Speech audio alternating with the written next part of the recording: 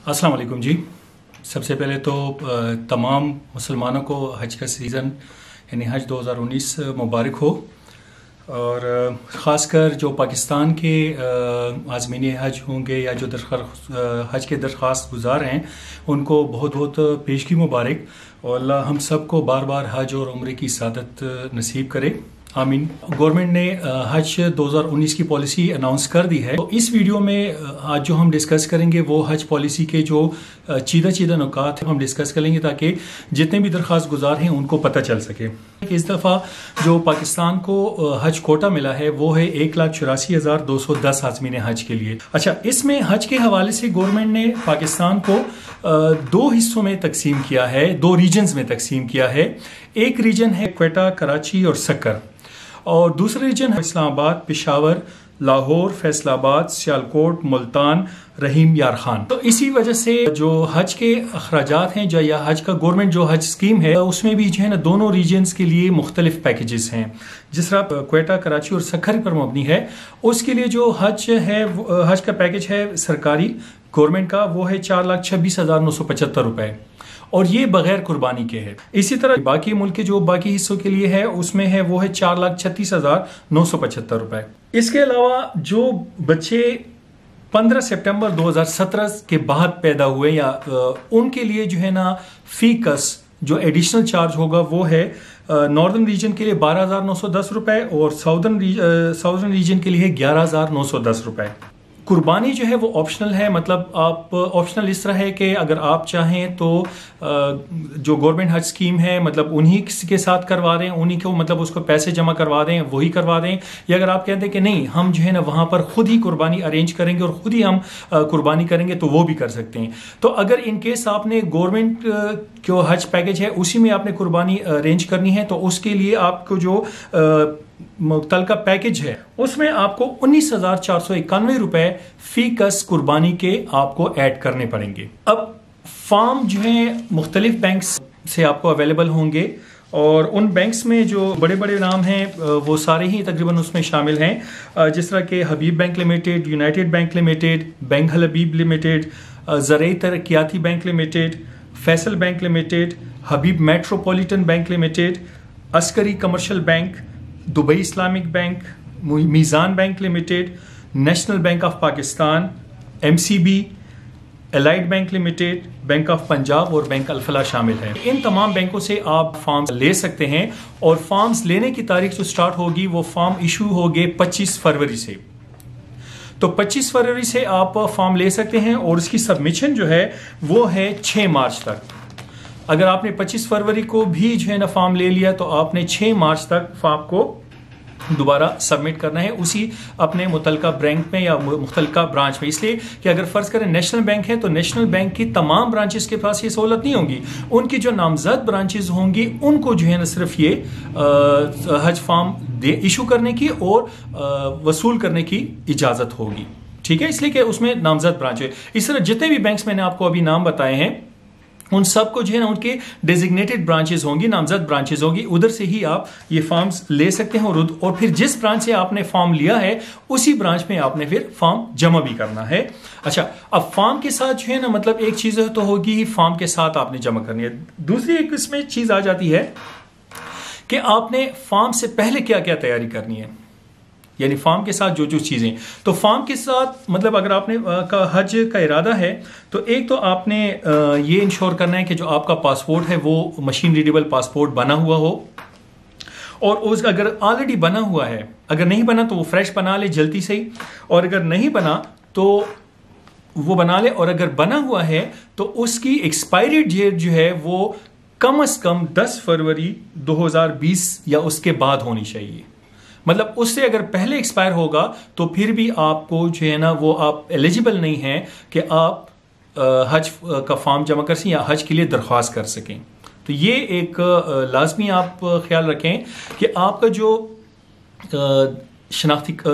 Passport का expiry date है वो 10 फरवरी 2020 के बाद होना चाहिए। अगर उससे पहले आपका पासपोर्ट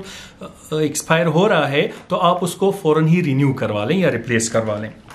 اچھا، حج فارم کے ساتھ روٹین میں دیکھیں، جس طرح آپ نے اخباروں میں ایک شارٹ شیٹ دیکھی ہوگی، اس میں آپ کو میڈیکل سرٹیفکیٹ بھی چاہیے ہوگا.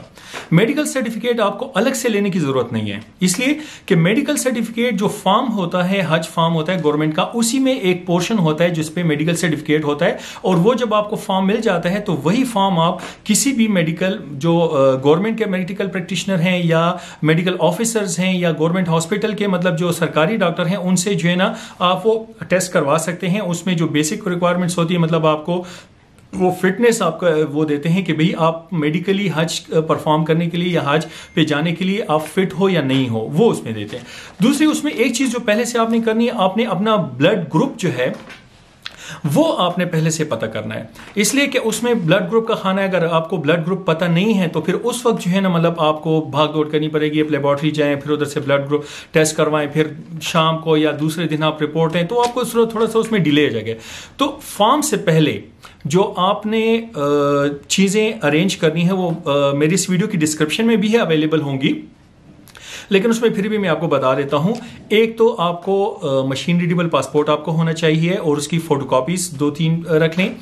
جو کمپیوٹرائز شناختی کارڈ ہے، جو نیا شناختی کارڈ ہے ویلڈ، یعنی اس میں بھی ایکسپائر نہ ہو، اس کی کاپی جو ہے نا وہ رکھ لیں. ساتھ میں passport size with light blue background کی 12 تصویریں آپ کو رکھنی ہوں گی، وہ ساتھ جمع کرنی ہوں گی. اچھا، اگر بلڈ گروپ آپ کو اپنا پتہ نہیں ہے تو وہ ابھی سے جو ہے نا کسی اچھی لیبارٹری سے جو ہے نا اپنا بلڈ گروپ ٹیسٹ کروائیں، اور وہ اس سے وہ سرٹیفکیٹ لے لیں، تاکہ وہ آپ جب فارم کے ساتھ گئے تو وہ مطلب وہ لگا سکیں اور آپ کو پتہ ہو اس وقت کہ آپ کا بلڈ گروپ کون سا ہے. تیسری جو اہم چیز ہے وہ یہ ہے کہ پیسے جو بھی مطلب یہ کہ آپ نے اگر مطلب ناردرن ریجن میں ہیں تو ناردرن ریجن میں آپ کو 4,36,975 جمع 19,451 روپے، اگر قربانی بھی آپ نے ساتھ میں کرنی ہے تو وہ پیسے آپ نے جمع کرنے ہیں بینک میں. اور اگر ساؤدرن ریجن میں ہے تو 4,26,975 کے حساب سے آپ نے پیسے جمع کرنے ہیں، وہ پیسے آپ نے. اچھا، دوسری بات اس میں یہ ہے کہ آپ کا ضروری نہیں ہے کہ جس بینک میں یا جس برانچ میں آپ ایک حج کا فارم جمع کر رہے ہیں ادھر آپ کا بینک اکاؤنٹ بھی ہو، لازمی نہیں ہے. آپ کیش بھی جمع کرا سکتے ہیں، وہ آپ کو رسید دے دیں گے. ان کیس خدا نخواستہ آپ کا جو ہے نا انسکسیسفل رہا، مطلب یہ کہ قرآن اندازی میں نام نہیں لکھا، تو وہ آپ کے نام پر پھر وہ پے آرڈر ایشو کر دیں گے، اور وہ پے آرڈر آپ اپنے مطلب یہ کہ یا تو ادھر سے ہی مطلب یہ کہ ادھر سے بھی آپ کیش کر سکتے ہیں، اگر آپ کا کوئی اکاؤنٹ ہے تو وہ آپ پے آرڈر کے تھرو بھی اس میں آپ ایشو کر سکتے ہیں. اس کے علاوہ جو ابھی حج پالیسی 2019 ہے، اس میں ایک اور چیز ہے جو کہ عمر رسیدہ افراد ہیں، جس طرح کہ 80 سال سے زائد عمر رسیدہ افراد بما مددگار محرم درخواست گزاروں، 80 سال سے زائد عمر مرد درخواست گزار بما ایک صحت مند مددگار، اور 80 سال سے زائد عمر کی خاتون درخواست گزار بما ایک معاون صحت مند خاتون اور ایک مشترکہ محرم کے لیے 10,000 کا کوٹا مختص کیا گیا ہے. اگر یہ درخواستیں 10,000 سے زیادہ وصول ہوئیں تو ان کا انتخاب عمر کے لحاظ سے سینیارٹی کی بنیاد پر کیا جائے گا. مطلب اس کا کیا ہے؟ اس کا مطلب یہ ہے کہ اگر مرد ہے تو اس کے ساتھ تو ٹھیک ہے، ایک ہی جو ہے نا صحت مند مرد چلا جائے گا معاون کے طور پر یا اس کے مطلب ہیلپر کے طور پر. لیکن اگر وہ عورت ہے تو اس کے ساتھ پھر 2 بندے جا سکتے ہیں، ایک مددگار یا معاون عورت اور دوسرا اس عورت کا محرم. ٹھیک ہے. اچھا، دوسری ایسے درخواست گزار جو پچھلے 3 سالوں یعنی 2016، 17 اور 18 سے مسلسل ناکام ہوتے آ رہے ہیں. ان میں سے 10,000 درخواست گزاروں کا انتخاب ایک الگ قرآن اندازی کے ذریعے عمل میں لایا جائے گا. اس قرآن اندازی میں ناکام درخواست گزاروں کو عمومی قرآن اندازی میں بھی شامل کر کے کامیاب ہونے کا ایک مزید موقع دیا جائے گا. مطلب اس کے لیے ایک ایکسٹرا چانس بھی اویلیبل ہوگا. اور اس میں 10,000 میں سے اگر مطلب یہ کہ اگر اس میں مطلب عمومی جو قرآن اندازی ہوگی اگر اس میں وہ رہ گئے ہیں تو اس کے بعد ان کو جو ہے نا اسپیشل 10,000 کے الگ قرآن اندازی میں بھی ان کو ایک موقع دیا جائے گا قسمت آزمانے کا. ان پرائیویٹ اداروں کی مزدور جو کہ EOBI سے رجسٹرڈ ہوں یعنی employees old age benefit institute, تو ان کو بھی جو ہے نا 500 سیٹیں مختص کی گئی ہیں. اگر ان سے وہ زیادہ ہوں تو پھر اس کے مطلب یہ کہ ان کو مخصوص طریقے کے مطابق منتخب کیا جائے گا. تمام درخواست گزار بشمول حج بدل اور نفلی حج ادا کرنے والے سرکاری حج اسکیم میں درخواست دینے کے اہل ہوں گے، بشرطیہ کہ انہوں نے پچھلے 5 سالوں یعنی 2014 سے 2018 تک سرکاری حج اسکیم کے تحت حج ادا نہ کیا ہو. اس زمن میں صرف خاتون کے محرم کو استثناء حاصل ہوگی. یہ شرط پرائیویٹ حج اسکیم پر بھی لاگو نہیں ہوگی. اس کے علاوہ سفر حج کے لیے کسی بھی عمر کی خاتون کے ساتھ محرم کا ساتھ ہونا لازم ہوگا. تاہم سعودی حکومت کے حج قوانین کی روشنی میں فقہ جعفریہ کی حاجن جس کی عمر 45 سال سے زائد ہو وہ محرم کی لازمی شرط سے مستثنیٰ ہے. مطلب اگر آپ اہل تشیع ہیں یا فقہ جعفریہ سے آپ کا تعلق ہے عورت کا اور اس کی ایج جو ہے نا 45 سال سے زیادہ ہے تو وہ بغیر محرم کے بھی مطلب حج ادا کرنے جا سکتی ہے. لیکن فقہ جعفریہ کے علاوہ باقی جتنے بھی مسلکوں کے مسلمان مطلب جتنے بھی فرقے ہیں یا جتنے بھی مطلب یہ کہ مسلک سے تعلق رکھنے والے مسلمان ہیں ان کے لیے جو ہے نا محرم کا ہونا لازمی ہے, چاہے ان کی جو بھی عمر ہو, چاہے وہ 80 سال ہو یا 45 سال ہو یا جو بھی ہو. ٹھیک ہے. اس کے علاوہ کوشش کی جائے گی کہ تمام دوسری ابھی انہوں نے جو ہے نا تمام عازمین حج کو نامزد ایئر لائنس, یعنی نامزد ایئر لائنس کون سی ہے کہ یا تو PIA, سعودی ایئر لائن اور ایئر بلو, یعنی جتنے بھی گورنمنٹ حج اسکیم کے ذریعے لوگ جائیں گے وہ انہی 3 ایئر لائنز میں جائیں گے, یا سعودی ایئر لائن میں جائیں گے, PIA میں جائیں گے یا ایئر بلو میں جائیں گے, کے ذریعے حجاز مقدس روانہ کیا جائے گا. سعودی حکومت سے منظوری ملنے پر سرکاری اسکیم کے 50% عازمین حج کو پاکستان سے براہ راست مدینہ منورہ پہنچایا جائے گا اور اسی طرح ہی ان کی واپسی بھی ہوگی اور یوں ان کے پیسوں کے ساتھ وقت کی بھی بچت ہوگی. اب 2 ڈیسٹینیشنز ہیں جب آپ یہاں سے جاتے ہیں. ایک یہاں سے اگر آپ جاتے ہیں ڈائریکٹ جدہ ایئرپورٹ تو جدہ ایئرپورٹ سے آپ پھر مکہ جاتے ہیں, چونکہ یہ 40-41 دن کا سفر ہوتا ہے حج کا, تو مکہ میں جو ہے نا کچھ دن آپ قیام پذیر ہوتے ہیں. ادھر سے پھر جو ہے یا تو حج سے پہلے 8-10 دن کے لیے یا حج کے بعد 8-10 دن کے لیے مدینہ جاتے ہیں, مدینہ سے پھر مکہ آتے ہیں اور مکہ سے پھر جدہ ایئرپورٹ سے آپ واپس پاکستان آتے ہیں. لیکن اگر آپ مدینہ جاتے ہیں پہلے تو مدینہ پھر جانے کے لیے مطلب آپ پھر مدینہ جائیں گے, وہاں کچھ عرصہ رہیں گے, پھر حج کے دنوں کے لیے آپ جو ہے نا مکہ آ جائیں گے اور جیسے ہی حج ہو جائے گا اس کے کچھ دنوں بعد آپ واپس مدینہ چلے جائیں گے اور مدینہ سے ہی آپ کی واپسی ہوگی. تو اس صورت میں شاید آپ کو فردر کچھ جو ہے نا مطلب یہ کہ یہ ڈسکاؤنٹ کی صورت میں یا کچھ فردر جو ہے نا مطلب یہ کہ مزید آپ کو کچھ پیسوں میں جو گورنمنٹ حج اسکیم ہے اس میں آپ کو کمی ہو جائے. اس کے علاوہ جو زمزم کا پانی ہے ہمارے بہت سے حاجی بھائی, حاجی بہنیں, مائیں, بزرگ جو ہے نا وہ مطلب اپنے ساتھ ہی جو ہے نا بیگوں میں بھی بھر کے لے آتی ہیں. اور لیکن اس کے علاوہ جو ہے جو مطلب یا تو آپ کو سعودی ایئرپورٹ پہ یا یہاں پر پاکستان میں جو آپ کا ایئرپورٹ ہو اس میں جو ہے نا فی حاجی, فی بندہ, فی کس آپ کو 5 لیٹر کا ایک کین ملتا ہے آب زمزم کا. ٹھیک ہے. تو مطلب اگر آپ ادھر سے نہیں لا بھی سکتے ہیں تو مطلب ادھر آپ کو 5 لیٹر فی کس وہ بھی مل جائے گا. اس کے علاوہ جو مطلب یہ شاید آپ کو پتہ ہی ہو کہ سرکاری اسکیم کے تحت جتنے بھی حجاج کرام ہوتے ہیں تو ان کی جو رہائش مکہ میں ہوتی ہے وہ عزیزیہ میں ہوتی ہے اور مدینہ میں جو ہے وہ مختلف جگہوں پر مطلب لاسٹ ایئر تک ہوئی تھی. لیکن اس دفعہ انہوں نے کیا کیا کہ مکہ مکرمہ میں حجاج کرام کو عزیزیہ بتا قریش میں ہی ٹھہرایا جائے گا اور حجاج کرام کو ان کی رہائش سے حرم پاک اور واپس ان کی رہائش گاہ پر چھوڑنے کے لیے 24 گھنٹے ٹرانسپورٹ کی سہولت مہیا کی جائے گی. مطلب کیا ہے, جو عزیزیہ کا ایریا ہے, عزیزیہ کا جو حرم شریف سے فاصلہ ہے وہ تقریباً میرا خیال ہے کوئی 6-7 کلومیٹر. تو اس کی وجہ سے لیکن اس کے وہ مطلب وہ کوئی مسئلہ نہیں ہوتا اس وجہ سے کہ آپ کو 24 گھنٹے جو ہے نا بس ٹرانسپورٹ اویلیبل ہوتی ہے ہوٹل سے حرم کے لیے اور حرم سے جو ہے نا واپس ہوٹل اپنے جو بلڈنگ ہے ادھر جانے کے لیے. تو مطلب یہ اس کے متعلق کہا گیا ہے. اچھا, اس کے علاوہ ایک اور اچھی بات ہے اس میں اس دفعہ حج 2019 میں کہ حج 2019 میں سرکاری حج اسکیم کے 100% حجاج کرام کو مدینہ منورہ میں مرکزیہ مسجد نبوی کے 500 میٹر کے دائرے کے اندر میں ٹھہرانے کی بھرپور کوشش کی جائے گی. مرکزیہ مطلب اس میں جو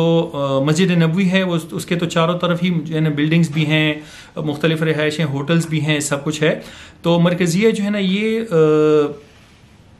جو مسجد نبوی کے حدود ہیں اس کے مطلب ان میں جو لکھا ہے جس طرح کہ 500 میٹر کے حدود میں ہے تو وہ 500 میٹر جو ہے نا پھر مطلب ہے کہ بہت کم ہو جاتا ہے, مطلب قریب ہو جاتا ہے. اگر آپ جو ہے نا ہر نماز کے لیے بھی جو ہے نا مطلب جاتے ہو اور پھر واپس کمرے میں آتے ہو آرام کر لینے کے لیے تو آپ کے لیے ذرا سہولت رہتی ہے. تو اس کے انہوں نے وعدہ نہیں کیا لیکن کہہ رہے کہ کوشش کی جائے گی, اللہ کرے کہ اسی طرح ہو. سرکاری حج اسکیم کے حجاج کو دوران قیام مکہ مکرمہ مدینہ منورہ اور مشاعر منع عرفات میں پاکستانی ذائقے کے مطابق 3 وقت کا کھانا فراہم کیا جائے گا. کھانے کے اخراجات موجودہ حج پیکج سے ہی ادا کیے جائیں گے. اس سال کھانے کے مینیو کو مزید بہتر کیا گیا ہے. جس طرح کہ آپ کو چاہے پرائیویٹ حج پروگرام ہو یا سرکاری حج پروگرام ہو تو اس میں جو ہے نا یہی ہوتا ہے کہ 3 وقت کا آپ کو کھانا ملتا ہے, اور وہ کھانے کی جو پیسے ہوتے ہیں وہ آپ کی حج کی یہ جو پیکج ہوتا ہے اسی میں شامل ہوتا ہے. تو یہ اسی کی لحاظ سے انہوں نے بات کی ہے. آپ باہر بھی کھا سکتے ہیں, لیکن یہ ذرا مطلب زیادہ سہولت ہوگی اگر آپ کے اپنی ارینجمنٹ ہے اپنی بلڈنگ میں تو ٹائم پر بھی ہو جاتا ہے, اور ذرا مطلب یہ کہ کچھ سہولت بھی رہتی ہے کہ یار صاف ستھرا ہوگا یا مطلب یہ کہ کچھ مسئلہ نہیں ہوگا. اچھا, اس کے علاوہ ایک اور جو اہم بات ہے اس میں ہے کہ جو افراد پرائیویٹ اسکیم کے تحت حج ادا کریں گے ان کے لیے وزارت حج پیکج کا جائزہ لے گی تاکہ حجاج کو کم خرچ میں زیادہ سے زیادہ سہولت پہ جائے. اس میں ایک چیز میں آپ کو بتا رہا ہوں, چاہے آپ سرکاری حج اسکیم کے تحت جائیں یا پرائیویٹ حج اسکیم کے تحت جائیں, حج کے دوران مکہ اور مکرمہ میں اور مدینہ منورہ میں آپ کے پاس جو ہے نا جو وزارت حج ہوتی ہے, منسٹری آف حج جو ہوتی ہے, اس کی طرف سے ان کے نمائندے آتے ہیں, آپ سے انٹرویو لیتے ہیں کہ بھئی آپ کو کوئی تکلیف تو نہیں, یا جس طرح انہوں نے پیکج آپ کے ساتھ ڈن کیا تھا اسی طرح وہ ساری سہولیات آپ کو دے رہے ہیں نہیں دے رہے ہیں, باقی مطلب آپ کا خیال رکھ رہے ہیں کیا. تو اس میں جو ہے نا تمام بھائیوں سے, بہنوں سے, ماؤں سے ہمارے جو ہے نا مطلب یہ کہ درخواست ہے کہ جو سچ ہے وہی بولے, تاکہ اس لیے کہ ٹھیک ہے آپ پر تو جیسے وقت گزر ہے لیکن آپ کے بعد جو بھائی بہنیں آئیں گی ان کے لیے جو ہے نا مطلب یہ کہ ذرا آسانی ہوگی, مطلب کوئی کس سے زیادتی نہیں کرے. اچھا, اس کے علاوہ گلگت میں مطلب جو گلگت بلتستان ہے یا جو دور افتادہ علاقے ہیں ان کے لیے جو ہے نا انہوں نے ایک پوائنٹ اس میں ایڈ کیا ہے, گلگت میں عارضی حاجی کیمپ بنایا جائے گا, اور گلگت سے حجاج کو بسوں کے ذریعے سرکاری خرچے پر اسلام آباد ایئرپورٹ لایا جائے گا. یہ بہت بڑی بات ہے, اس لیے کہ جب حاجی کیمپ سے مطلب یہ کہ تو حاجی کیمپ میں آپ کو ایک تو یہ کہ جو ابتدائی تربیت ہے حج کی وہ بھی مل جاتی ہے, اس کی ویکسینیشن ہوتی ہے حج سے پہلے وہ بھی آپ کی ہو جاتی ہے. دوسری بات یہ ہے کہ ادھر ہی مطلب آپ کے جو عزیز اقارب ہوتے ہیں وہ ادھر سے جو ہے نا آپ سے فارغ ہو جاتے ہیں, تو وہ پھر اس کے بعد جو ہے نا منسٹری آف حج کی ذمہ داری ہوتی ہے کہ ادھر سے بسوں کے ذریعے آپ کو اسلام آباد ایئرپورٹ لائیں, اسلام آباد سے جو ہے نا پھر آپ کو آگے پھر مطلب یہ کہ حجاز مقدس پہنچائیں. اچھا, اس کے علاوہ ایک اور چیز ہے, گلگت بلتستان بلوچستان اور صوبہ خیبر پختونخوا کے دور افتادہ اضلاع سکردو, تربت, خزدار, چترال اور مظفر آباد آزاد کشمیر کے حجاج کی سہولت کے لیے موبائل بائیو میٹرک ویریفیکیشن کا بندوبست کیا جائے گا. ابھی اس میں جو لوگ آلریڈی عمرے پہ جا چکے ہیں یا پہلے حج کر چکے ہیں تو ان کو شاید یہ اسی چیز کا اندازہ ہو کہ پہلے جب حج پر جاتے تھے یا عمرے پہ جاتے ہیں تو ادھر ایئرپورٹ پہ ہی آپ کے بائیو میٹرک لیے جائے. بائیو میٹرک کیا ہوتا ہے, آپ کی جو ہے نا یہ انگلیوں کے نشان جو ہے نا کمپیوٹر کے ذریعے وہ اسکین کر لیے جاتے ہیں. ٹھیک ہے, پھر ابھی کچھ میرے خیال کوئی 2 سال سے اس طرح ہوا ہے کہ انہوں نے یہاں پر ہی ایک کمپنی ہے اعتماد کے نام سے, ان کو جو ہے نا یہ ٹاسک اسائن کیا ہے, وہ کچھ نامینل سی تھوڑے بہت پیسے لیتی ہے, اور اس کے جو ہے نا مطلب اعتماد آفس میں وہ آپ کی جو ہے نا یہ بایو میٹرک ویریفیکیشن کر دیتی ہیں. اس کے لیے لیکن ایک بات اس کا ذہن میں رکھیں کہ بایو میٹرک ویریفیکیشن کے لیے آپ جب بھی جائیں پاکستان میں تو اپنے ساتھ اوریجنل شناختی کارڈ اور اوریجنل پاسپورٹ لازمی لے جائیں, اس لیے کہ اس کے بغیر آپ کا نہیں ہوگا. اس کے علاوہ بھی آپ کے وہ ٹوکن وغیرہ ہوتے ہیں وہ بھی آپ ساتھ لے جائیں گے. تو اس میں جو ہے نا چونکہ اب جو دور افتادہ علاقے ہیں, گلگت بلتستان ہو گیا, بلوچستان ہو گیا, یہ خزدار وغیرہ, یہ اب اس میں تو جو ہے نا ہر جگہ اعتماد کی کمپنی نہیں ہے, تو اس میں حج درخواست گزاروں کی آسانی کے لیے گورنمنٹ نے یہ ایک آسانی کی ہے کہ موبائل بائیو میٹرک ویریفیکیشن کی ہے. مطلب ان میں پھر تو مطلب وہ آپ اپنے جو متعلقہ آپ جس شہر سے بھی آپ کا تعلق ہو ادھر جو ہے نا مطلب یہ کہ آپ پھر اس وقت معلومات کر لیں. لیکن یہ تب کا پروسیس ہے جب آپ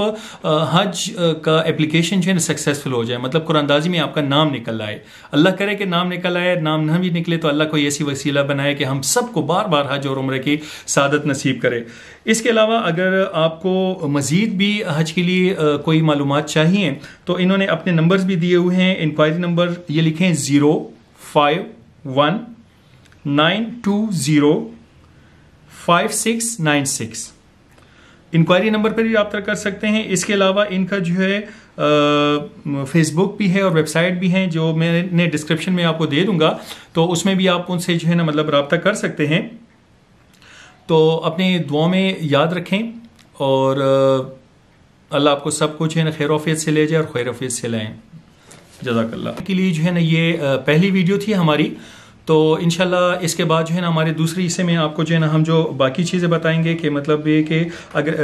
جب آپ سکسیزفل ہو جائیں گے تو آپ کے لیے یا اگر پرائیویٹ حج کے بھی آپ جانا چاہتے ہیں تو بیسک کون سی چیزیں آپ کو ساتھ لے جانی ہوں گی, آپ کو کتنے پیسے اپنے ساتھ لے جانے چاہیے, لگیج کیا لے جانی چاہیے, کیا کرنا ہے کیا نہیں کرنا, وہ سب ہم انشاءاللہ اگلے ویڈیوز میں آپ کو دکھائیں گے. تو اللہ کرے کہ آپ تمام درخواست گزاروں کی جو ہے نا مطلب یہ کہ حج اللہ نصیب کرے اور حج کی سعادت اللہ نصیب کرے, اور ہمیں بھی دعا میں یاد رکھیے گا.